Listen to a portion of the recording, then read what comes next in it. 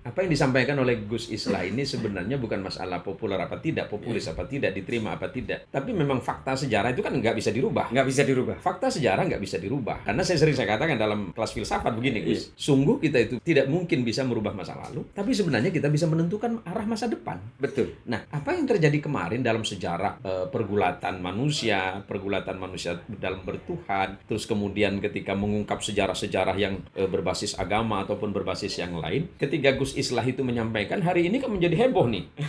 Ya kan? Antara pro dan kontra. Ketika saya ditanya oleh teman-teman, Pak Yai, Gus Islah itu gimana? Saya jawab, iya benar, kenapa? Kalau memang Anda tidak suka dan kemudian merasa tidak nyaman dengan apa yang diungkapkan Gus Islah itu, lawan dengan data dong. Iya. Okay? Kalau apa yang disampaikan oleh Gus Islah itu berdasarkan kepada konsep berbasis pengetahuan yang sangat luas dengan berbagai macam disiplin dan pemikiran, ya silakan bantah. Tapi nggak usah dengan rasa marah.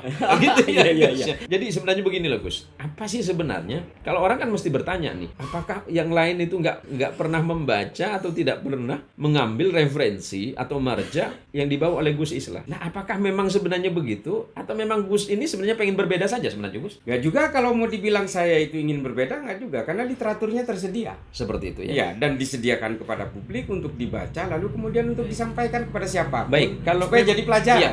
Literaturnya kan sudah tersaji nih, Iya. Semuanya sudah disiapkan. Masalahnya di mana sih? Ya itu dia, saya juga nggak tahu ya ketika saya misalnya menyampaikan ini Kiai tentang proses terjadinya pembunuhan terhadap Sayyidina Utsman ibnu Dan Affan. itu dulu saya juga dikritik masalah itu. Itu dia.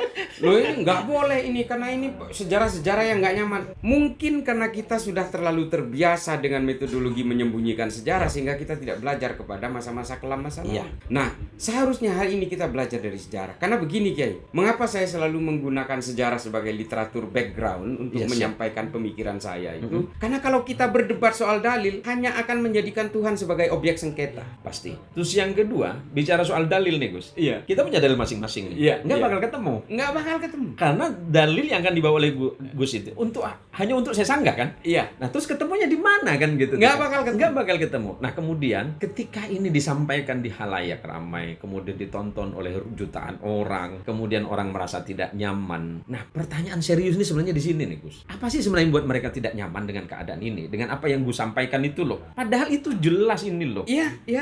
Apa sebenarnya menjadi alasan itu? Yes. Apakah karena alasan-alasan yang sangat ini sangat sangat sensitif. Ya bicara ini apapun, kalau bicara soal ini ya pasti sensitif gitu. Iya. Tapi apa sebenarnya yang melatari Gus untuk berani membuka ini loh? Ya, satu bagi saya ya bahwa berbagai sejarah-sejarah kelam masa lalu itu tidak boleh terulang hari ini. Karena ada kecenderungan seolah-olah kita ini gagal move on dari kejadian-kejadian masa lalu yang seolah-olah ini adalah the history repeat itself gitu. Jadi sejarah itu memang selalu berulang kalau manusia tidak bisa menghindar. Ya. Nah, tidak bisa menghindar itu karena manusia jarang untuk menjadikan sejarah sebagai pelajaran. Seperti itu. Satu, mungkin karena sejarahnya dibelokkan atau sejarahnya ditutup-tutupi. Ya. Nah, kita tidak boleh di situ. Kita harus menjadikan pelajaran-pelajaran masa lalu, sejarah-sejarah masa lalu ini sebagai langkah kita untuk menuju masa depan.